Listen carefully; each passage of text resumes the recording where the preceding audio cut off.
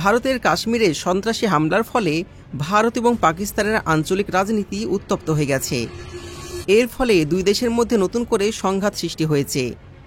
এমন পরিস্থিতিতে পরমাণু অস্ত্রধর দুই দেশের লড়াইতে কে জয়ী হতে পারে, এটাই এখন প্রশ্ন।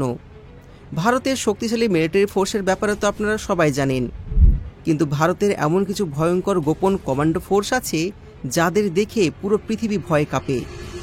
যদিও ভারতের কাছে অনেক সেনাবাহিনী রয়েছে, আর যে সেনাবাহিনী বিশ্বের সবথেকে শক্তিশালী সেনাবাহিনীগুলোর মধ্যে একটি, তাই তাদের ব্যাপারে জানার ইচ্ছা আমাদের মধ্যে লেগেই থাকে। আজকের ভিডিওতে আমি আপনাদের ভারতের এমন কিছু ভয়ঙ্কর সিক্রেট আর্মি ফোর্সের সম্পর্কে জানাবো যাদের দেখে শত্রুপক্ষের ঘাম ছুটে যায়। তো চলুন সেই ভয়ঙ্কর ফোর্স দেখে আসি।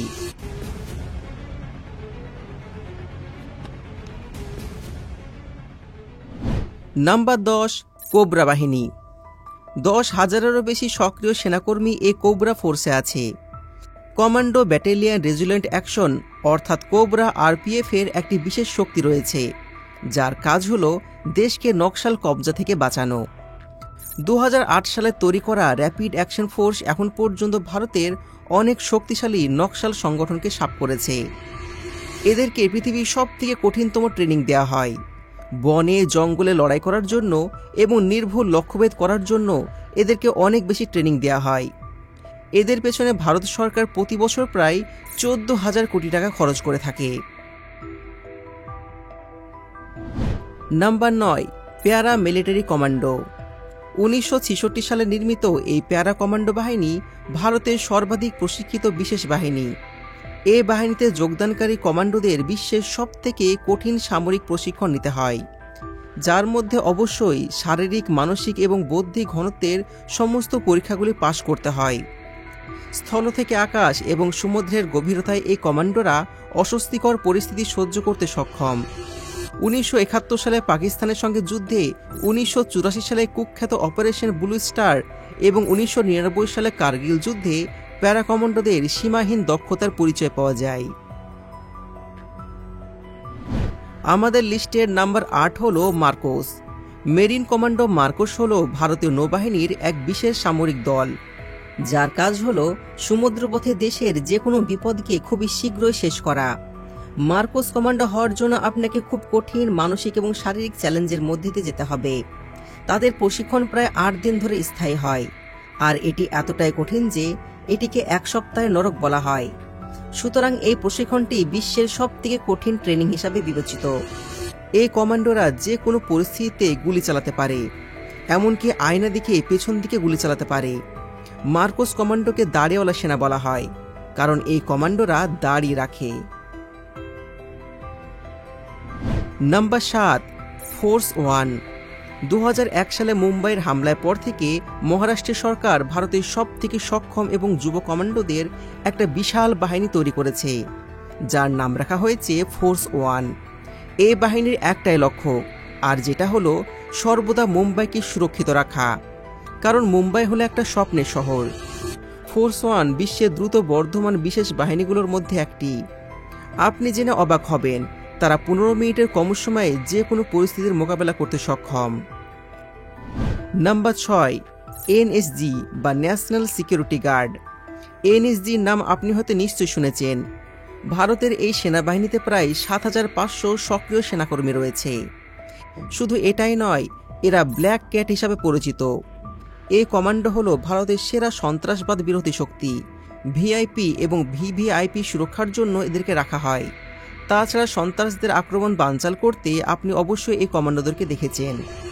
এনএসজি কমান্ডো হওয়া যে কতটা কঠিন আপনি এটা দেখে বুঝতে পারবেন যে 90%-এর বেশি যুবক তাদের প্রশিক্ষণ শেষ করতে পারে না, এবং যারা এই প্রশিক্ষণ সম্পন্ন করে তাদের ফ্যান্টম এনএসজি কমান্ডো হওয়ার জন্য সহায়তা করে। আপনি যদি একজন এনএসজি কমান্ডো হতে চান, তাহলে আপনাকে 9 মাসের কঠোর প্রশিক্ষণ নিতে হবে। ভারত সরকার এই কমান্ডোদের পেছনে প্রতি বছর প্রায় 1,900 কোটি টাকা খরচ করে থাকে। Number 5, central and state arm force. দেশের যে কোনো কোনায় যখন বিচার বিভাগে পরিস্থিতি অবনতি ঘটে, তখন এই বাহিনী পরিস্থিতি সামাল দেওয়ার জন্য মোতায়েন করা হয়। যখনই কোনো দাঙ্গা বা হিংস্র প্রতিবাদ হয়, তখন এই বাহিনী সে দাঙ্গা বা হিংস্র প্রতিবাদ বিরোধ করতে সম্পূর্ণভাবে সক্ষম।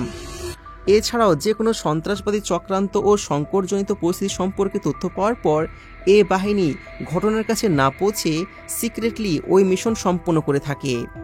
আর যেরকমটা আমরা পাকিস্তানের সিক্রেট মিশনে দেখেছিলাম, যেখানে পাকিস্তানের ভিতর প্রবেশ করে পাকিস্তান থেকে সেই সন্ত্রাসগুলোকে ভারতে নিয়ে আসা হয়েছিল আর তাদেরকে মৃত্যুদণ্ড দেওয়া হয়েছিল। Number 5, SPG commando. এসপিজি বা স্পেশাল প্রোটেকশন গ্রুপ, এই এসপিজিতে প্রায় 3000-এর বেশি অ্যাক্টিভ সেনাকর্মী রয়েছে। ভারতের প্রধানমন্ত্রী নরেন্দ্র মোদী এবং তার পরিবারের নিরাপত্তা দেওয়াই এই এসপিজিদের কাজ। এসপিজির প্রতিটা এজেন্ট 24 ঘন্টা প্রধানমন্ত্রী এবং তার পরিবারের নিরাপত্তা দিয়ে থাকে।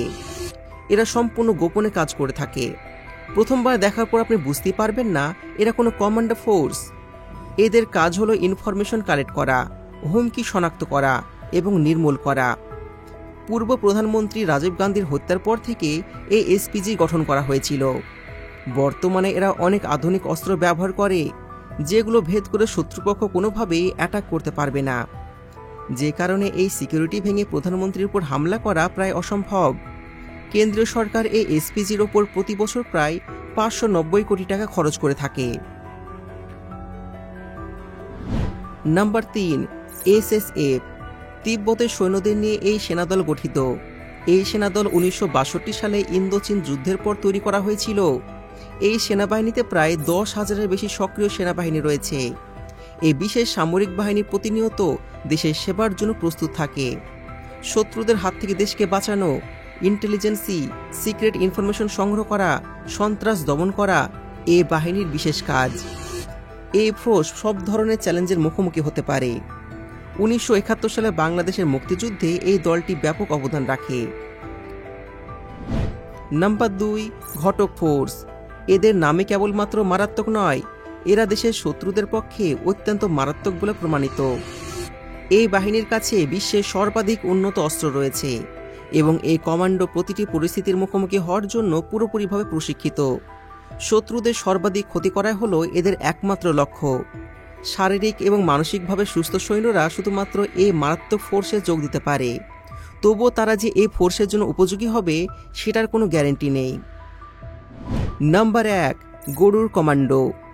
গরুড় কমান্ডো বাহিনী হল ভারতের বিমান বাহিনীর একটি বিশেষ ইউনিট। এই দ্রুত পদক্ষেপ বাহিনী দেশের আকাশসীমা রক্ষা করার জন্য সর্বদা প্রস্তুত থাকে। এই কমান্ডো হওয়ার জন্য আপনাকে 3 বছরের কঠোর পরিশ্রম করতে হবে। এই প্রশিক্ষণ চলাকালীন এই সমস্ত কৌশলগুলি, যেমন বিমান যুদ্ধে নির্ভুল লক্ষ্যবস্তু অনুসন্ধান এবং উদ্ধার, ঘন বন এবং সীমান্ত অঞ্চলে বিমানের ঝুঁকি ও ছিনতাইয়ের হাত থেকে বাঁচানো শেখানো হয়।